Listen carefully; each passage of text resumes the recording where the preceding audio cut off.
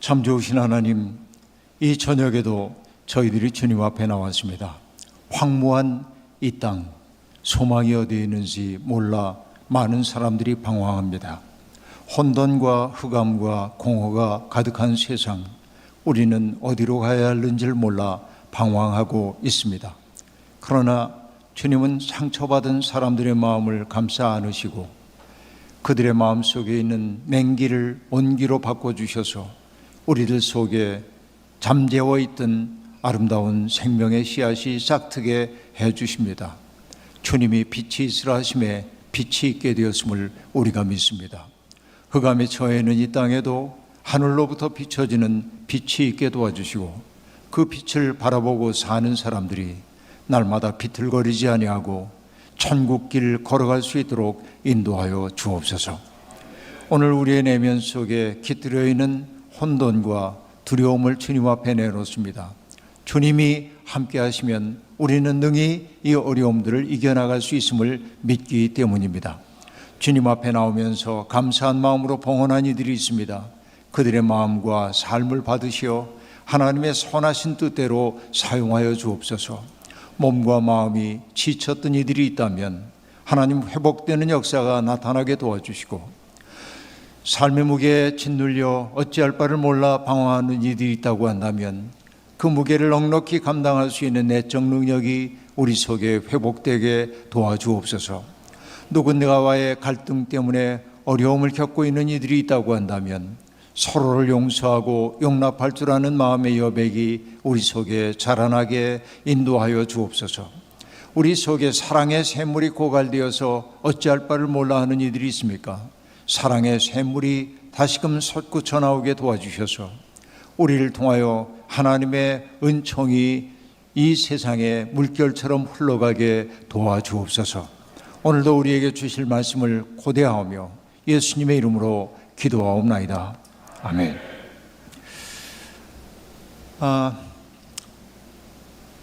창세기 사도행전의 첫머리부터 우리들이 이야기를 하면서 40일 동안 예수님이 부활하신 주님이 제자들과 함께 머무시면서 하나님 나라에 대한 진실을 그들에게 알려주셨고, 세상을 떠나서 하나님께로 올라갈 때가 되자 제자들에게 너희는 이곳을 떠나지 말고 여기에 약속된 것이 내려올 때까지 여기에 머물러 있어라 라고 말씀하시면서 부활 승천하려 할 때 제자들이 주님 앞에 아주 간곡한 질문을 던졌죠.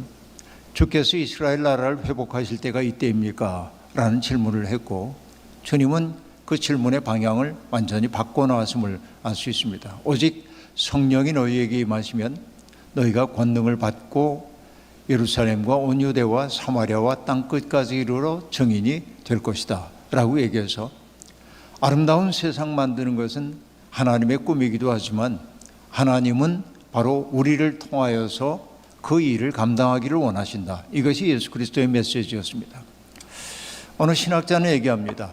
우리 없이 세상을 창조하신 하나님은 우리와 함께 망가진 세상을 고치기를 원하신다.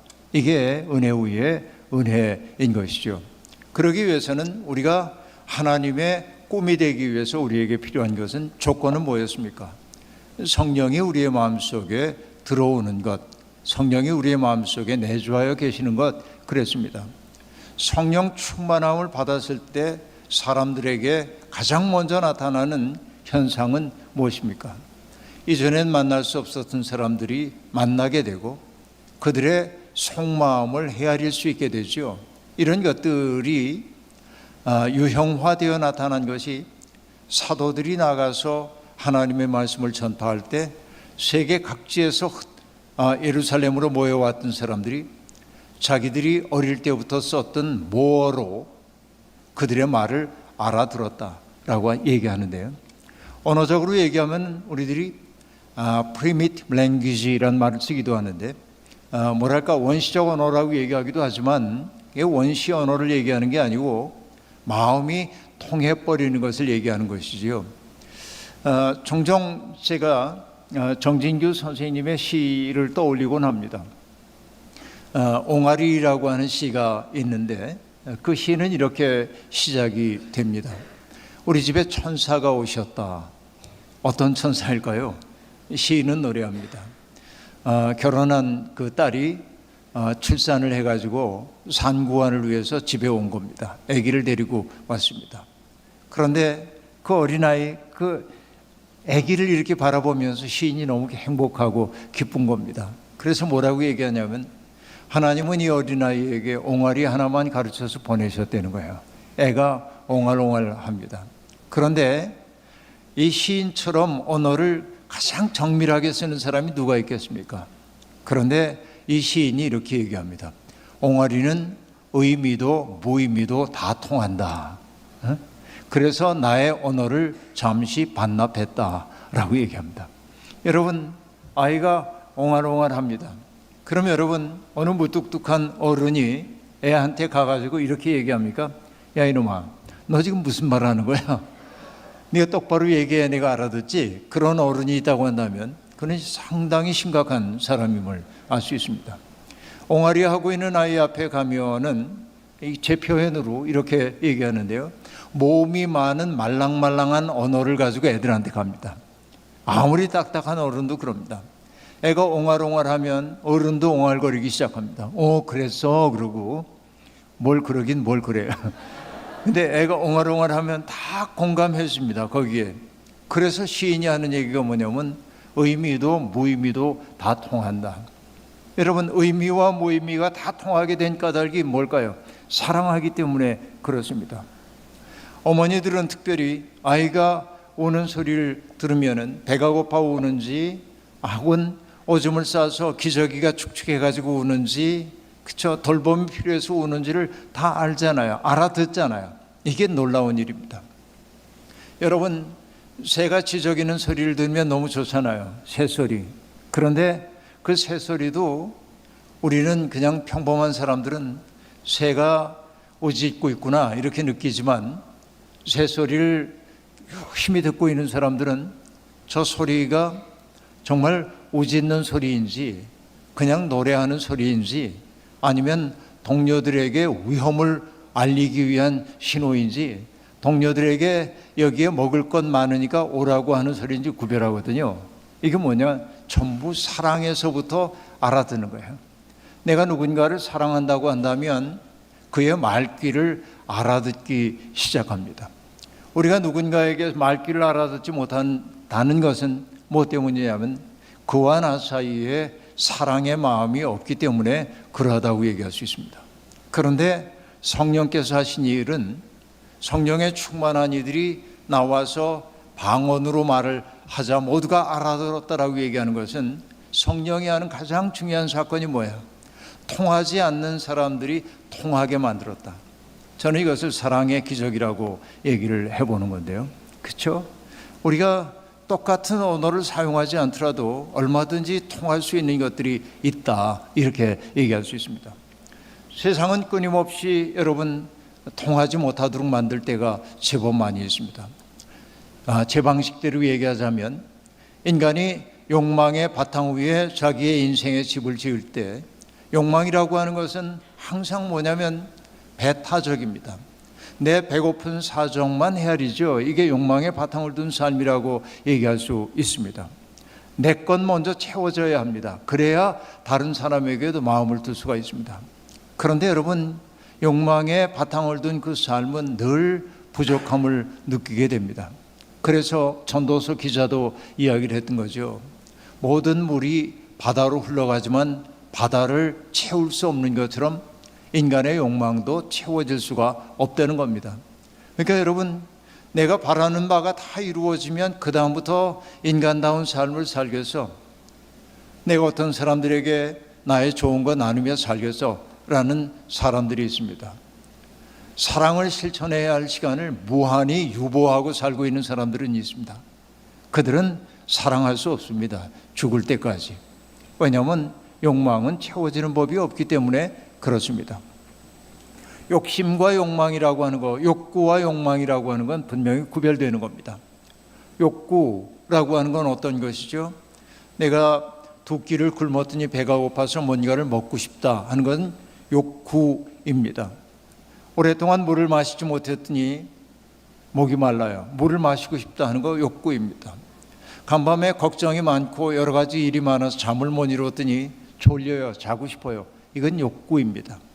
욕구는 뭐라고 얘기하냐면 분명히 욕구가 발생한다고 하는 것은 결핍된 부분이 있기 때문인데, 욕구는 뭐의 결핍이냐면 몸으로부터 출발된 결핍입니다. 배고픔도 그렇죠, 목마름도 그렇죠, 잠자고 싶은 마음도 그렇죠. 이게 몸으로부터 출발된 욕구입니다. 그러니까 인간이 인간답게 살기 위해서는 기본적인 욕구가 채워질 수 있는 세상이 좋은 세상입니다. 그러니까 여러분, 우리 사회가 지금 많이 발전했죠. 욕구는 어지간히 충족되는 세상 속에 우리들이 살고 있습니다. 과거에 비하면 우리가 얼마나 많은 것을 누리고 사는지 모릅니다.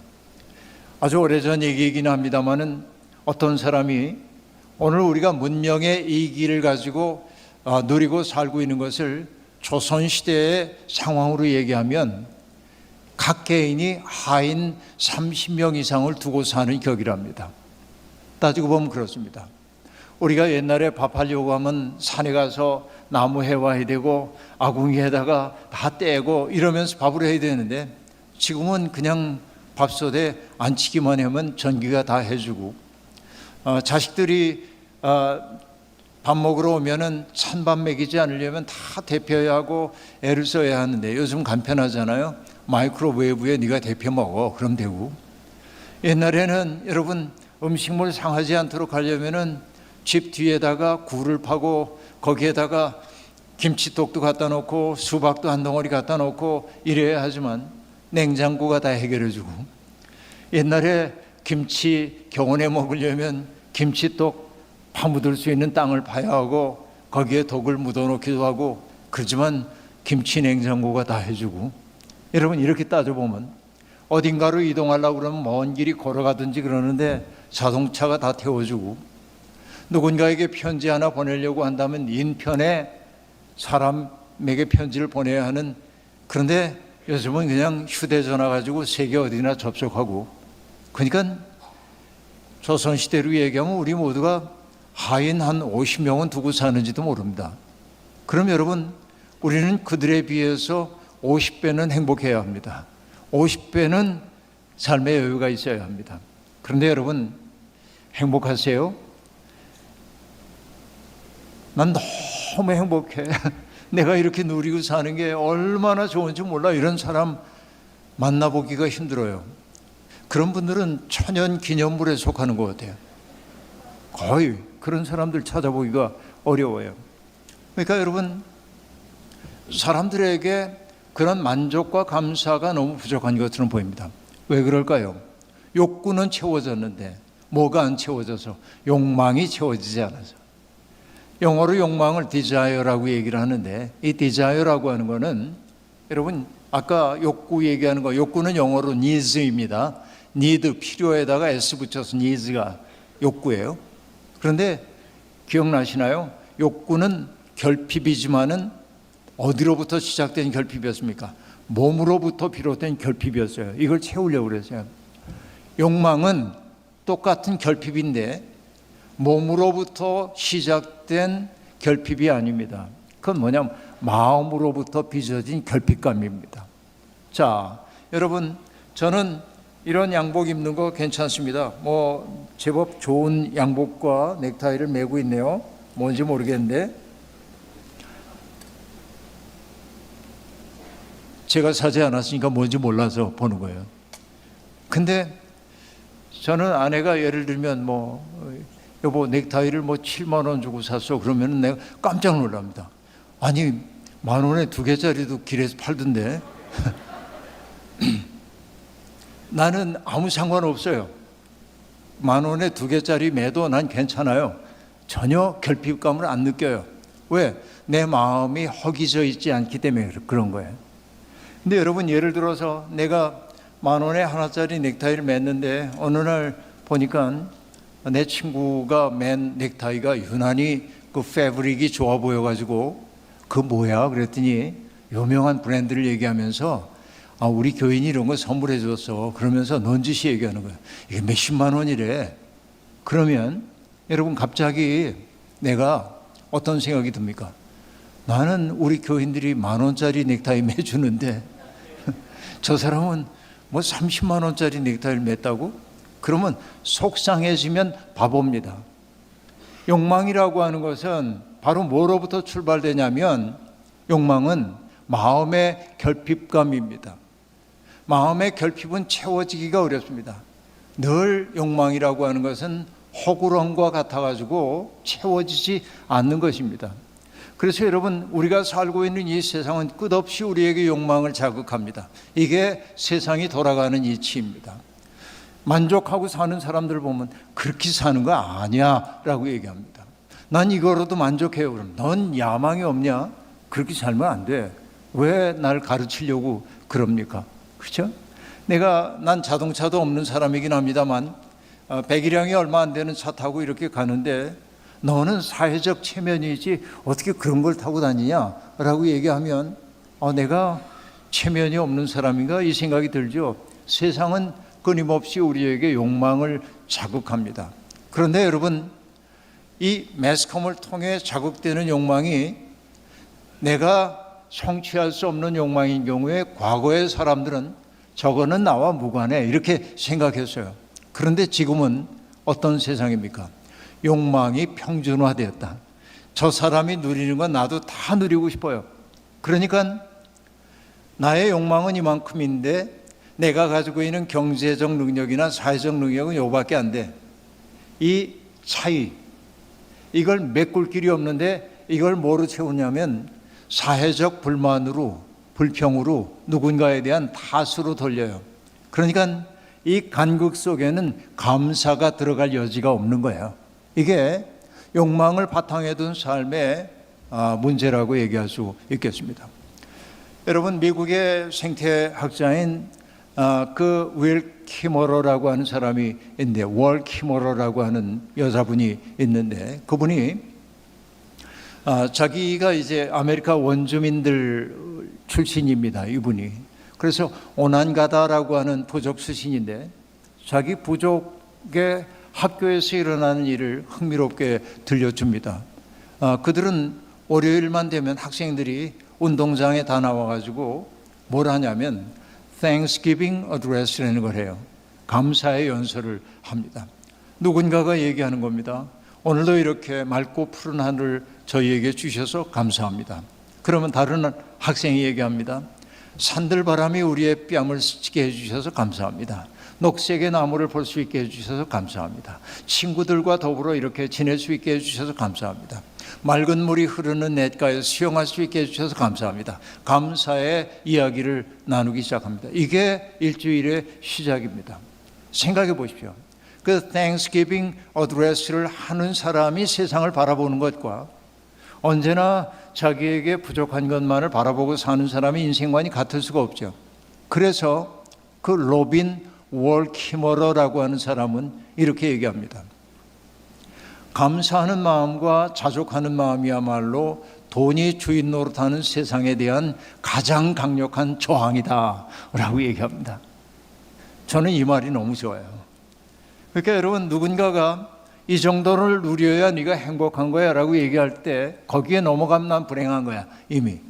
그런데 뭐냐면 난 이거로도 만족해, 난 이거 뭐 충분해 라고 말할 때 우리의 속에 굉장한 여백이 생기기 시작합니다. 저는 이게 우리가 익혀야 할 일이라고 생각해, 성도들이. 근데 여러분, 이걸 익히지 못하기 때문에 끝없이 우리는 이 고통의 땅에서 헤매게 된단 말이죠. 그런데 여러분, 우리가 성령께서 우리의 마음속에 들어오게 되면 내 속이 채워지는 거예요. 허전했던 내 마음속에 채워지기 시작해요. 그때 비로소 뭐가 보이냐면 타인들이 보이기 시작해요. 누군가가 보여요. 그 사람을 따뜻하게 돌보고 싶은 마음이 생긴다 하는 얘기입니다. 여러분, 우리가 교양이라고 하는 거, 교양을 독일 말로는 벨동이라고 얘기하는데, 벨동은 벨덴, 뭔가를 만들다, 짓다라고 하는 동사에서 비롯된 말입니다. 그건 뭐냐면 교양이라고 하는 건 차곡차곡 쌓아 올라가는 게 교양이죠. 우린 제법 교양이 있는 사람들입니다. 근데 여러분, 식탁 매너로 얘기하면은 제가 농담처럼 하는 얘기가 있습니다. 결혼식이나 이런 데 가면은 원탁 테이블에 앉아가지고 밥을 먹어야 할 때가 있는데 그 사람들이 많으니까 원탁에 의자를 다닥다닥 놔가지고, 그쵸, 뭐 음식도 이렇게 놓여 있고 그런데 어느 게 내 물인지 어느 게 내 빵인지 알 수가 없죠. 그래서 우린 제법 교양이 있는 사람이기 때문에 매너를 지켜야 합니다. 그래서 제가 공식을 얘기하는 거예요. 우수 좌빵, 그렇게. 물은 오른쪽에 있는 게 내 물이고 빵은 왼쪽에 있는 게 내 빵이에요. 안 잊어버리겠죠? 우수 좌빵, 이게 제법 교양이 있는 사람입니다. 그러나 여러분, 그런 게 교양이 아닙니다. 그런 거 좀 몰라도 괜찮아요, 실수해도. 그런데 진짜 교양이라고 하는 건 뭐냐? 타자의 고통을 상상할 수 있는 능력이 교양이에요. 다른 사람이 어려움을 겪는 일을 바라보면서 그 어려움을 덜어주고 싶은 마음이 생겨나는 게 교양이란 말이죠.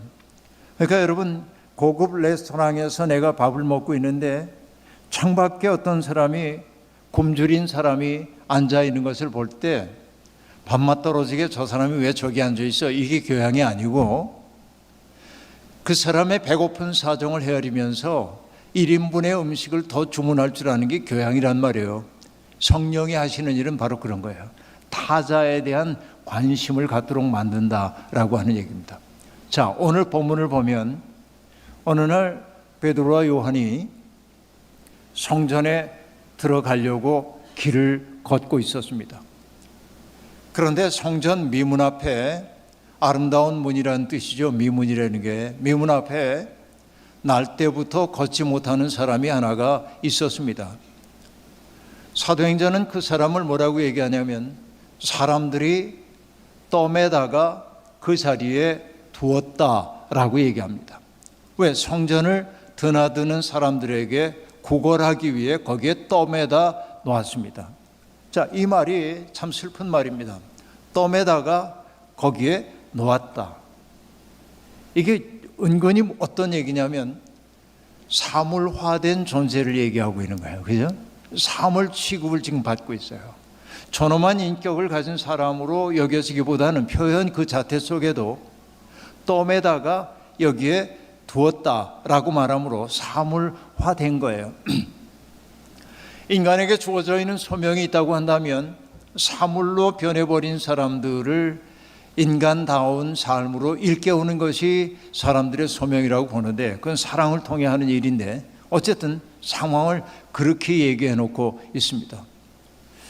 때는 제 9시였습니다. 그러니까 오후 3시 무렵 이제 사도 베드로와 요한이 기도하기 위해 성전에 들어가다가 그 사람을 본 겁니다. 근데 여러분, 우리가 짐작할 수 있습니다. 사람들이 그를 떠매다가 거기에 둔 것이 그날 일어난 사건 분명히 아닙니다. 그죠? 오랫동안 반복되었던 사건임이 분명합니다. 그러니까 거기에 있는 그 사람은 마치 무엇과 같으냐면 풍경과 같은 겁니다. 사람들에겐 익숙한 풍경입니다. 그 사람은 늘 거기에 있는 사람입니다. 마치 여러분, 제가 신학교에 다닐 때, 여기 서대문에 있는 신학교에 다닐 때 옛날에 그 앞에 육교가 있었는데 육교 위에 언제나 물건을 팔고 있는 사람이 있었는데 신학교 다니는 4년 내내 그분 봤거든요. 그렇죠? 근데 정말 나는 그분을 풍경 대하듯 했습니다. 한 번도 멈추어서서 그분과 얘기를 나눠본 적이 없습니다. 왜? 그분은 늘 거기에 있는 풍경인 거지. 우리가 제법 사람들을 그렇게 대합니다. 그런데 그날 베드로와 요한은 거기 가다가 그 사람을 보는 거예요. 그리고 성경이 뭐라고 얘기하냐면 그 앞에 멈춰 서서 하고 얘기합니다. 멈추어 섰다고 하는 것은 더 이상 그를 풍경처럼 여기지 않았다라고 하는 것을 의미합니다. 여러분, 어떤 시인의 시 가운데 그런 거 있거든요. 계곡 사이에 다리가 하나 나 있는데 물끄러미 바라보고 있으니까 어떤 사람은 뭐 급한 일이 있는 것처럼 다리를 휙 지나가지고 가버리고 맙니다. 근데 어떤 사람은 보니까 다리 한복판에 서가지고 계곡을 한참 바라보다가 건너갑니다. 근데 그 시인이 그냥 바라보지 않고 건너간 그 사람을 두고 뭐라고 표현하냐면 풍경을 쓸쓸하게 만든 사람이래. 어떤 풍경을 쓸쓸하게 만든 사람이래. 이게 참 기가 막힌 표현인데요. 근데 여러분, 요한과 베드로는 그 사람을 그냥 풍경대로 대하지 않고 그 앞에 멈추어 섰어요. 멈추어 섰다고 하는 말의 의미는 뭡니까? 더 이상 그는 사물이 아니라 마주선 사람이 되는 거예요. 이게 중요한 거예요. 마주선 사람이 되는 거예요. 내 앞에 어떤 타자가 마주 서 있다고 하는 것은 중요한 얘기입니다. 마주 서 있는 타자는 나에게 인간됨을 요구하는 사람이기 때문에 그렇습니다. 그러니까 그의 요구에 응답할 때 인간은 인간답게 되는 겁니다. 멈추어 섰어요. 그 앞에 멈추어 섰다고 한 말의 의미는 이렇게도 새겨볼 수 있겠습니다. 우리가 여러분 누군가를 사랑하게 되면 어때요? 사랑하는 사람은 마주 바라봅니다. 마주봄이 사랑입니다. 여러분, 사랑에 빠진 사람들, 연인들을 보십시오. 서로를 바라보는 눈빛이 얼마나 예쁜지 모릅니다. 그렇죠? 그 눈에서 장미꽃다발이라도 나올 것 같아요. 요즘 식으로 얘기하면 하트 막 나오는 것 같아요. 요즘 많은 연인들은 앞에 마주 앉아가지고 손도 안 보고 휴대전화를 꺼내가지고 자기 무슨 생각해? 네 생각 뭐 이런 거 그런지 모르겠습니다만 사랑하면 마주보고 싶어요. 사랑하면 가까이 다가가고 싶어집니다. 이게 사랑의 본질입니다. 그런데 그 사랑의 틈이 생기고 그 사이에 뭔가 갈등이 빚어지게 되면 마주선 관계에서 어떻게 되냐면 등 돌린 관계가 되기 시작합니다. 그렇죠? 그래서 여러분, 특별히 이제 예민한 여성들은 남성들의 변화, 미묘한 변화를 딱 알아차리기 때문에 이 사람의 눈빛이 흔들리면은 이렇게 얘기하죠. 당신 내 눈 똑바로 보고 얘기해. 눈 피하지 마. 그럼 내가 뭘 그러고 이렇게 돌리죠. 근데 여러분, 이게 정확한 거예요. 사랑하면 마주보고 싶어요. 그와 나 사이에 문제가 생기면 마주보고 싶지 않아 등을 돌려요. 그래서 사랑은 잡아당기는 힘이에요. 잡아당기는 힘이 뭡니까? attraction. 그렇죠? 매력입니다. 근데 죄는 뭐예요? 죄라고 하는 것은 소외시키는 힘이에요. 밀어내는 힘이에요. 죄가 우리 사이에 들어오면 밀어내도록 되어 있단 말이죠. 그런데 지금 풍경에 지나지 않았던, 그동안 풍경에 지나지 않았던 그 사람 앞에 베드로와 요한이 멈추어서 마주선 사람이 되었어요. 아까도 얘기했습니다. 내 앞에 마주선 사람은 나에게 뭔가를 요구하는 사람으로 서 있는 겁니다. 그의 요구에 응답함으로 나는 인간답게 되는 겁니다. 그리고 성경이 뭐라고 얘기하냐면 베드로가 그를 주목하여 보았다라고 얘기합니다. 주목하여 보았다. 이 주목이라고 하는 말을 우리는 별로 좋아하지 않았죠. 선생님이 우리가 좀 잡담하고 있으면 주목 그랬던 기억이 있어요. 교장 선생님도, 교장 선생님 별명이 주목 아닙니까? 날마다 주목 하시기 때문에 뭔가 강제가 있었던 것이죠. 그러나 여기 주목하여 바라봤다라고 하는 게 참 중요합니다. 주목하여 바라봤다고 하는 건 뭐냐면 너의 말을 듣기 위해 내가 여기에 있어 라고 하는 뜻이기도 합니다. 그를 인격으로 대하는 거예요. 자, 아까 얘기한 대로 얘기하자면 사물에 지나지 않았던 사람을 나는 그를 주목하여 바라봄으로 사람으로 녹여내고 있는 거예요. 지금 이게 사랑의 관계인 거예요. 이 사건의 의미는 바로 그렇게 발생을 한다 하는 얘기입니다. 자, 주목하여 바라봅니다. 그 다음에 사도들이 했던 일은 뭡니까? 그에게 말을 건넵니다. 형제여, 우리를 바라보소. 그 얘기는 이 사람은 성전에 들어가는 사람들을 늘 바라봤어요. 이렇게. 왜? 뭔가를 얻어내기 위해서. 이 날 때부터 걷지 못하는 사람도 누군가를 바라보긴 바라봤지만 그를 존엄한 인격을 가진 대상으로 보지 않고 나의 필요를 채워줄 수 있는 잠재적인 그런 능력자로 바라보고, 그렇죠? 동정을 구한 거예요. 이렇게. 그러니까 그것은 진실한 의미의 바라봄은 아닙니다. 그런데 지금 베드로가 하고 있는 얘기는 뭐냐면, 형제여, 우리를 바라보시오. 우리 눈과 눈을 마주 봅시다. 여기에서 사건이 벌어지는 거예요. 여러분, 그를 인간으로 대하는 거예요. 그도 더 이상 자기 앞에 서 있는 사람들을 자기의 욕구를 채워줄 수 있는 수단으로 바라보지 않고 인격적 관계를 맺기 위한 준비가 되어 있는 거예요. 이렇게. 그게 나를 바라보시오 라고 얘기합니다. 그러자 그가 이렇게 바라봅니다. 그때 우리가 다 잘 아는 얘기를 베드로가 하지요. 사도들이 뭐라고 얘기합니까? 형제여, 은과 금은 내게 없습니다. 자, 이 사람이 지금 바라고 있는 건 뭡니까? 은과 금으로 상징되고 있는, 여러분, 어떤 사람이 지나가다가 구걸하는 사람에게 금덩어리 던져줄 사람이 누가 있겠어요? 여기에 은과 금이라고 하는 것은 당신이 바라는 삶의 수단을, 당신이 원하는 거 내 주머니에 그게 없어, 줄 게 없어요. 은과 금은 내게 없습니다. 이 말이 그에게 실망스럽게 들렸을 수도 있습니다. 은과 금은 내게 없습니다.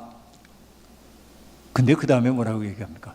은과 금은 내게 없지만 내게 있는 것으로 그대에게 주노니 곧 나사렛 예수의 이름으로 일어나 걸으라 라고 얘기합니다. 근데 여러분, 여기에 주목해야 할 말씀이 있습니다.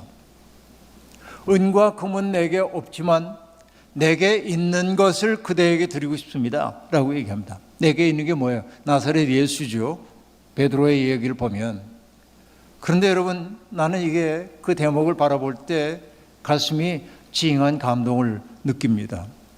왜 그러냐면 나사렛 예수라고 하는 그분이 베드로의 마음속에 온전히 자리를 잡음으로 예수님이 마치 아버지가 내 안에 내가 아버지 안에라고 얘기해서 깊은 일치를 얘기했던 것처럼 베드로가 예수님을 마음에 모시기까지는 어마어마한 시련의 시간을 겪어낼 수밖에 없었던 겁니다.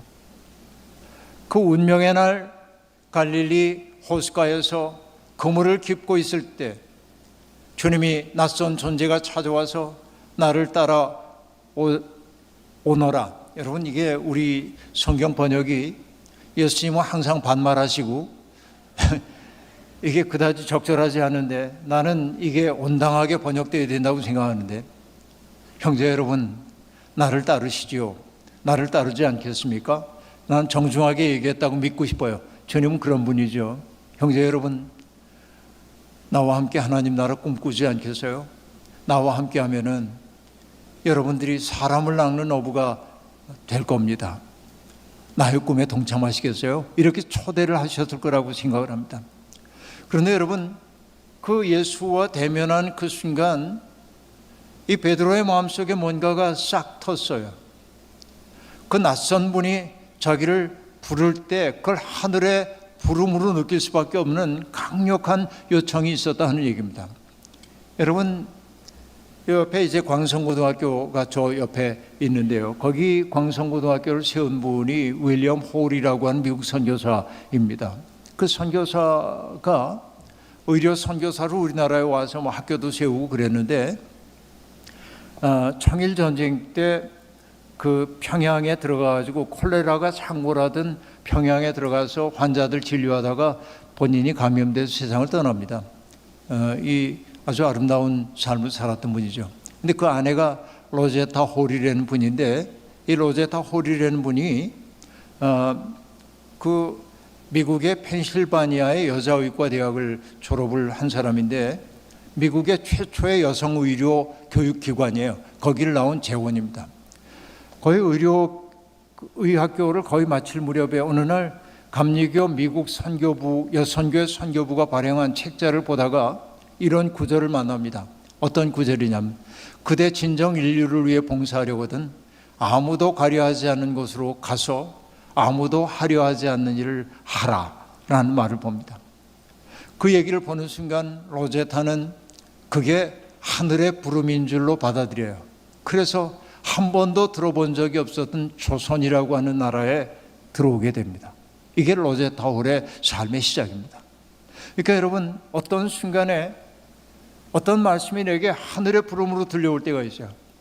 베드로는 나를 따르십시오. 나와 함께 세상을 변혁하는 그 일에 동참해 주십시오 하는 말씀을 들었을 때 배와 그물을 버려두고 예수님을 따랐다. 예수님과 함께 지내는 그 시간은 꿈처럼 지나갔습니다.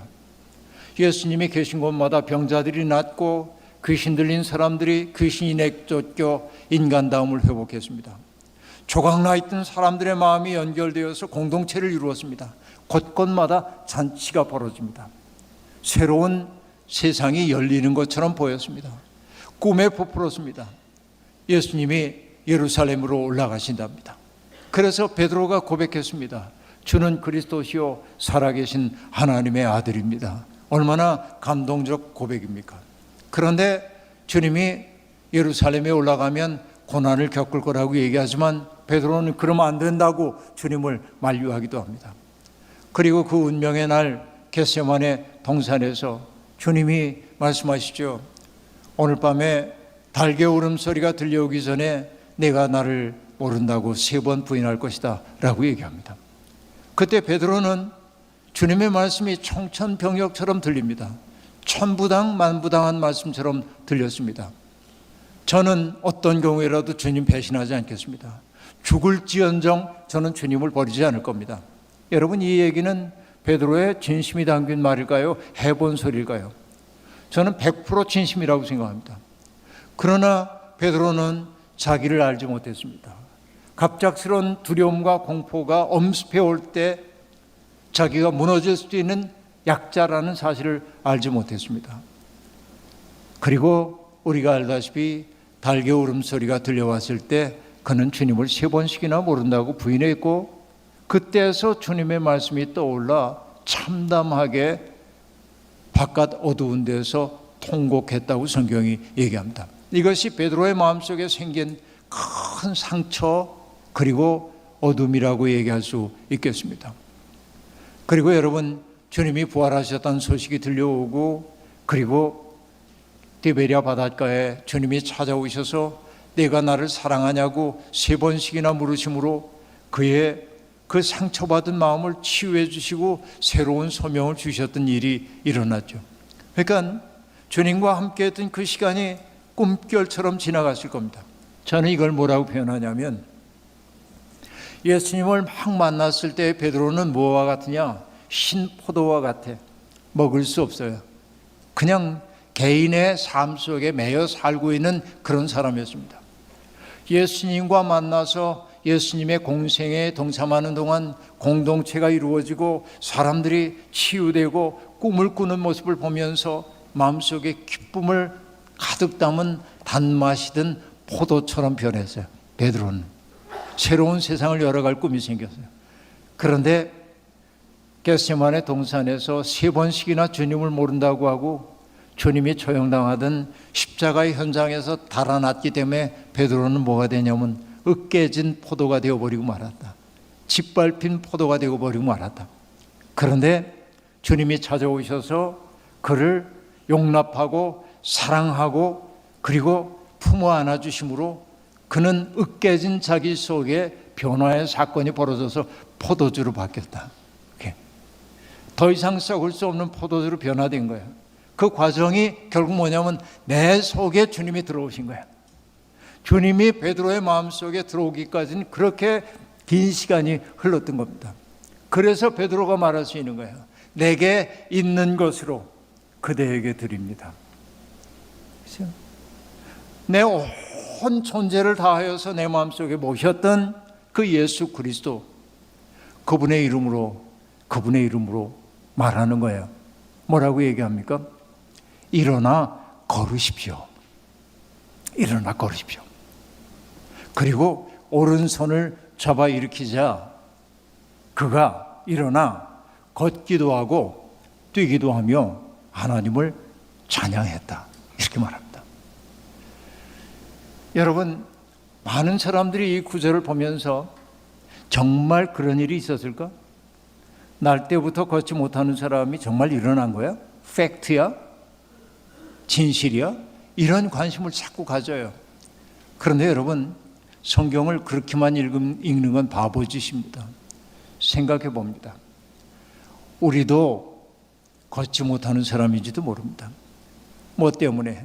하나님은 우리를 하나님의 형상으로 지어주셨는데 세상 살면서 내가 겪어왔던 여러 가지 실패의 경험들, 누군가에게 겪었던 모욕의 경험들, 그리고 두려움, 미래에 대한 불안감, 불확실한 미래가 우리에게 주는 중압감, 이런 거에 잔뜩 짓눌려가지고 움쩍달싹 못하고 있는 삶이라고 한다면 성전 미문 앞에 앉아있는 그 사람과 우리가 다를 바가 없다. 그렇죠? 그런데 베드로가 지금 하는 얘기가 뭡니까? 은과 금은 내게 없습니다. 당신이 당장 오늘 한 끼를 해결하기 위해 필요한 것을 내게 구하고 있지만은 그거 줄 능력은 내게 없습니다. 그러나 내가 인생을 걸고 내가 마음속에 모셔드린 그분을 당신에게 선물로 드리고 싶어요. 곧 나사렛 예수의 이름으로 일어나 걸으십시오. 그러자 그가 걷기도 하고 뛰기도 하고 주님을 찬미했다라고 얘기합니다. 저는 이 대목에 감동합니다. 우리 속에도 그 주님이 오셔야 한다는 거죠.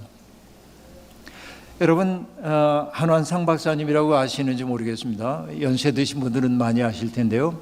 서울대학교 사회학과 교수님이셨고 한국 사회학에서 매우 중요한 역할을 하셨던 분입니다.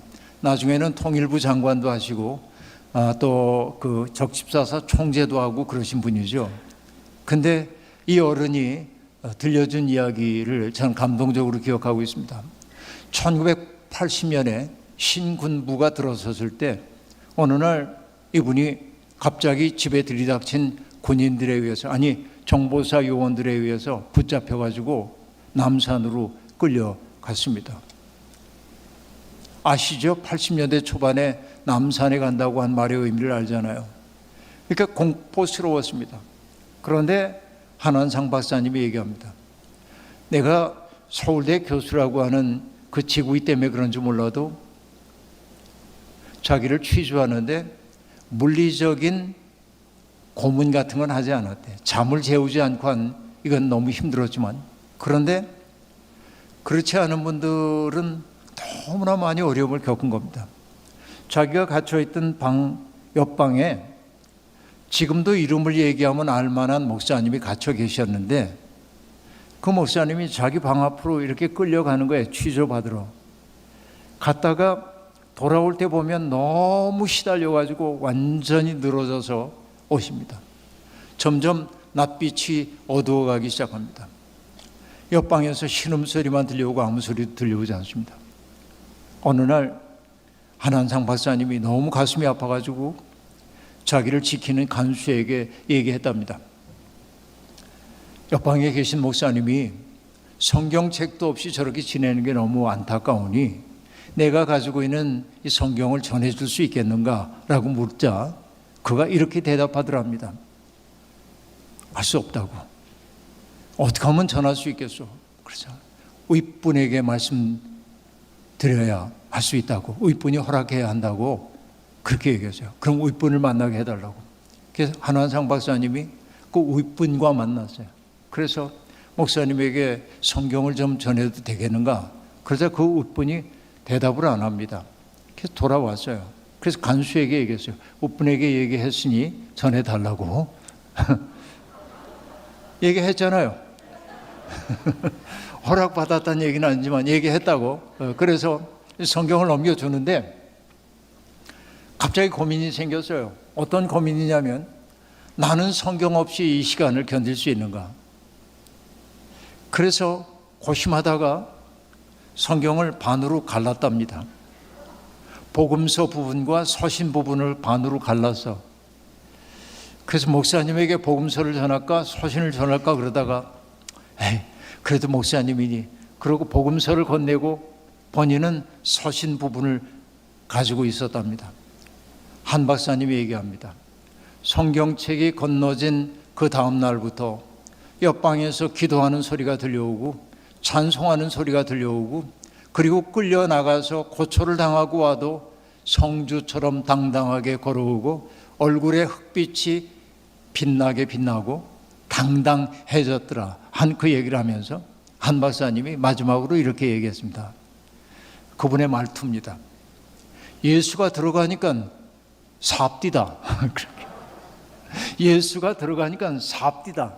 여러분, 이게 얼마나 제게는 강렬한 말처럼 들려왔는지 모릅니다. 여러분, 바로 이게 뭡니까? 성전 미문 앞에 있었던 날 때부터 걷지 못하던 그 사람을 일으켜 세운 거죠. 예수가 들어가면 일으켜 세워지는 거죠.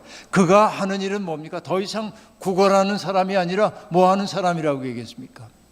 걷기도 하고 뛰기도 하며 하나님을 찬미했다. 삶으로 증인이 되었던 것을 우리들이 알 수 있습니다. 여러분, 때때로 살다 보면 우리에게 정말 우리도 날 때부터 걷지 못하는 그 사람처럼 암담한 처지에 빠져 있을 때도 있습니다. 중력처럼 우리를 아래로 잡아당기는 죄의 무게가 우리를 놓아주지 않을 때도 있습니다. 그러나 여러분, 예수 그리스도의 마음, 세상에 고통받는 사람들의 고통을 당신과 무관한 것으로 여기지 아니하고 한없는 사랑으로 품어 안으시는 그 사랑을 경험한 사람들은 중력에 사로잡힌 사람이 아니라 은총에 의해 들어올려진 사람이 되어서 그래서 기뻐하는 사람이 되는 것이죠. 이게 믿음의 보람입니다. 저는 이 어려운 시대를 살고 있는 우리들에게 그 예수가 우리 속에 들어오기를 바랍니다. 그 이름 위에는 구원받을 다른 이름 주지 않았다고 베드로는 얘기했습니다. 천하에 구원받을 만한 다른 이름 주시지 않았다고. 이것은 그의 실존적 고백입니다. 왜? 베드로는 그 이름으로 말미암아 일어선 사람이 되었기 때문에 그렇습니다. 그 나사렛 예수가 주고 있는 그 영적인 자유로움을 경험했기 때문에 세상 어떤 위협에도 흔들리지 않는 반석과도 같은 사람이 되었고, 그 예수가 들어오자 본래는 이름이 시몬이었던 사람인데 드디어 반석과도 같은 베드로로 변했던 것이죠. 요한복음에 보면 예수님이 베드로 만난 이야기가 등장하는데 원래는 이름이 시몬이죠. 시몬이 예수님 앞에 왔을 때 주님이 즉시 그를 보고 말씀하셨습니다.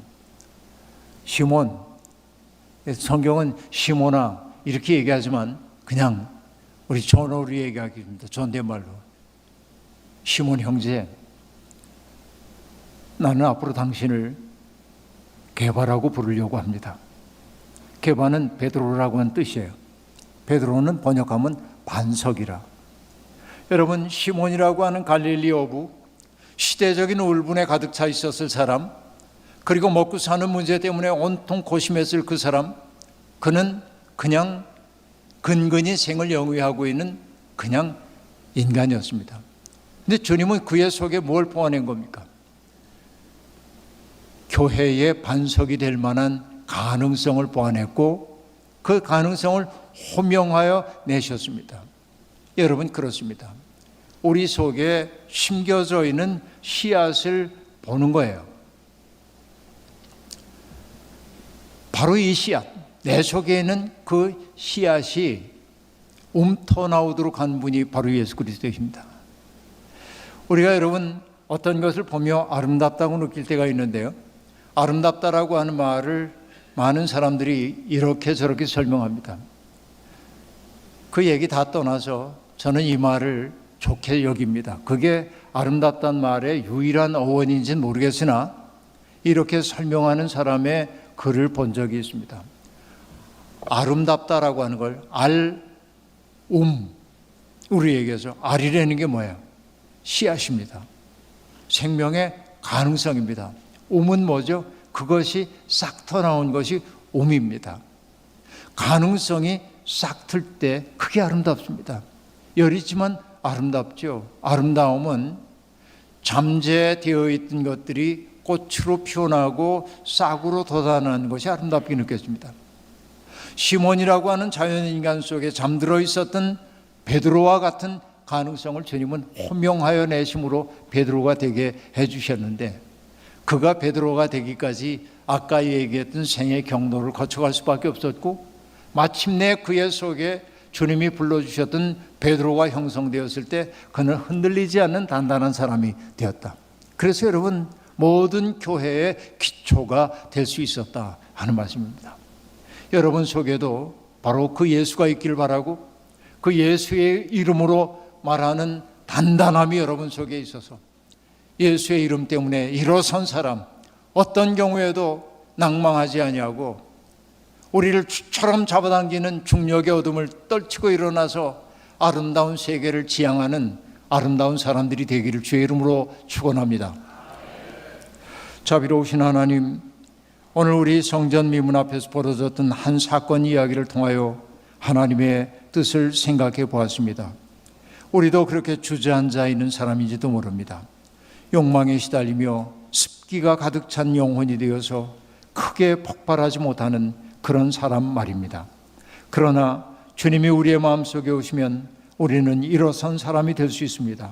일어서서 기뻐하며 명랑하게 우리의 인생 살아나면서 우리에게 주신 그 놀라운 은혜를 무사람들에게 나누어주며 사는 빛의 일꾼들이 되고 싶습니다.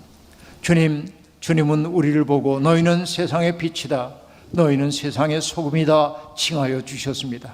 감당할 수 없는 은혜입니다. 그러나 주님이 그렇게 명명해 주셨으니 그렇게 살겠습니다.